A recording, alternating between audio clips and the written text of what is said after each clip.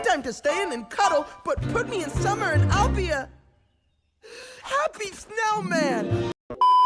Hello, and welcome back to the Women's Fellowship 40-Day Bible Study. Your homework for Day 17, found in the caption, was to share your favorite Bible story and why. Today, I would like to share a few, in summary and in no particular order, that I find to be very inspiring with a message we can all be left to think about. In 2 Samuel chapter 6, we read of David, who happily danced with all his might in celebration because the ark of the Lord was being brought into the city of David. There was a great celebration, with shouts of joy and music, and King David continued to leap and dance before the Lord with his people. Apparently the daughter of Saul didn't like that and sent down a comment to him from her window, telling him he looked dumb. David retorted back to her that he was dancing before the Lord, who was blessing him abundantly and was willing to continue dancing shamelessly, even though he may look foolish. The lesson here: take this lesson to heart. Whatever you do, do all for the glory of God and celebrate Him in all that you do. Who cares what people think? Dance your heart out because it is for the Lord. The second story I wish to share highlights from the blazing furnace.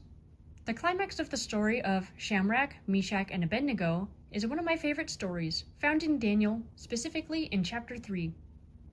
In summary, they are about to be thrown into a blazing furnace by a guy named Nebuchadnezzar because they refused to bow to false gods. Threatened again, their last words were, "We do not need to defend ourselves before you. If we are thrown into the blazing furnace, the God whom we serve is able to save us. He will rescue us from your power. But even if he doesn't, we want to make it clear to you that we will never serve your gods or worship the golden statue you have set up." And just like that, Shadrach, Meshach, and Abednego were thrown into the furnace by Nebuchadnezzar. Just then, Nebuchadnezzar saw 4 people in the furnace, not 3, and ordered his guards to pull them out of the furnace.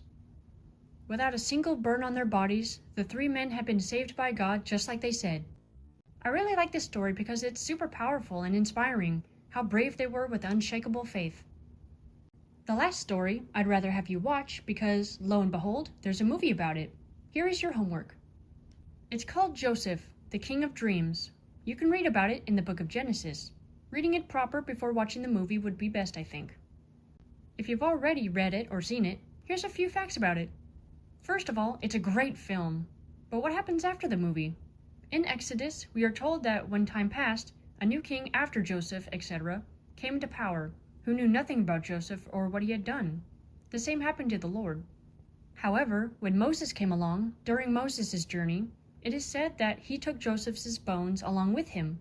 Yes, the story of Joseph came before Moses. Moses has his own movie too, called The Prince of Egypt. I highly encourage watching the movie as well. There's a great message, great music, great voice cast, everything about it. Back to Joseph though, a little fun fact: during the movie, Joseph is seen speaking to his brothers in Egypt, while the Bible tells us that he was using an interpreter, pretending not to know what his brothers were saying, to hide his identity.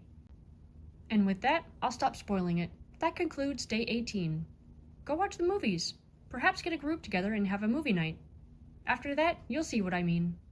Things to take away from this lesson: be brave and don't care about others' opinions. It doesn't matter if you please the whole world if you don't please Jesus.